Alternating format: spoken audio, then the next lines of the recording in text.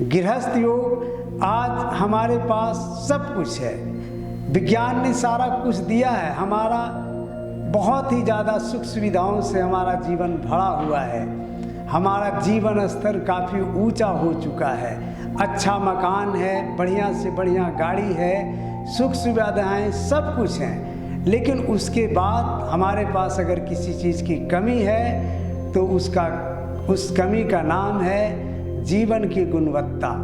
Quality of life कहीं खो गई है।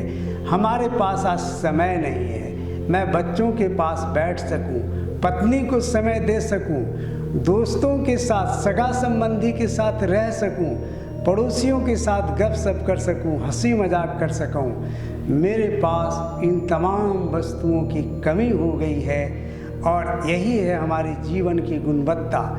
जब तक हमारे जीवन में गुणवत्ता नहीं होगी, कुछ भी हमारे पास है, दुनिया की सारी संपत्ति है, फिर भी हम आनंदित स्वस्थ जीवन, सुख चैन शांति से हम जी नहीं सकते हैं। गृहस्थ योग एक ऐसी व्यवस्था आपके सामने लेकर आया है जिससे कि आपको यह सिखाएगा कि किस तरह से आपकी गृहस्थी सुखमय हो सकता है, कैसे अपने समय को आप बचा सकते हैं, किस तरह से आपकी कार्य क्षमता बढ़ सकती है। गृहस्थ योग करने वाले जितने भी हमारे योग प्रेमी बंधु हैं, उनकी लगभग 10-20 गुना उनकी कार्य क्षमता में वृद्धि हुई है।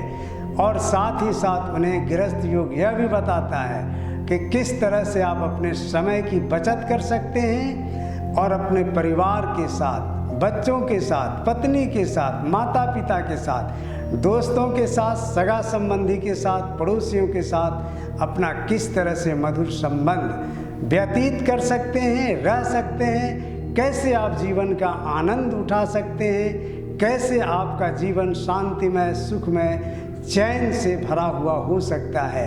ये सारी विधियाँ गृहस्थ योग बताता है।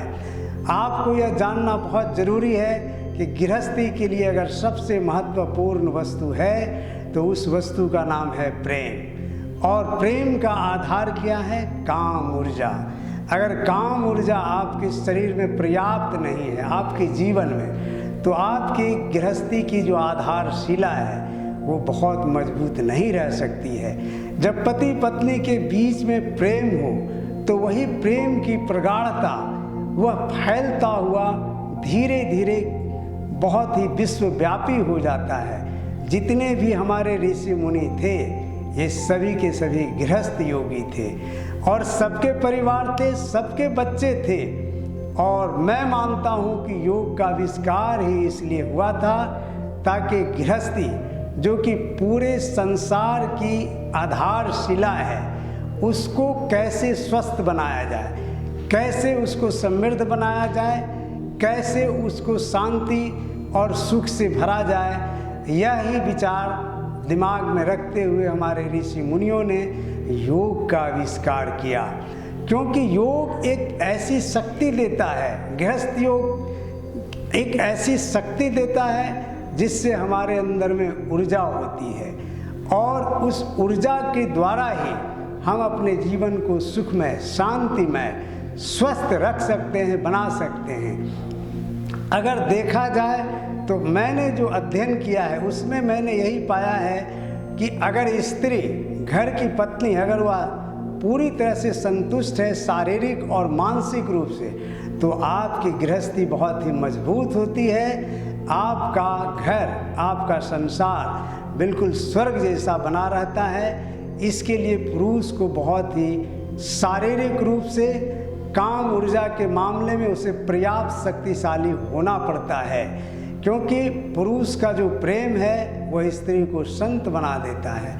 और इस प्रकार आपका पूरा संसार, पूरा घर गृहस्थी, ये सब आपके स्वर्ग में परिणत हो जाते हैं। स्त्री को 70% उसको चाहिए प्रेम, 20% उसको ज़रूरत है, 20% आर्थिक समृद्धि की, और फिर 10% जो बचता है वह आपसी समझ की ज़रूरत है।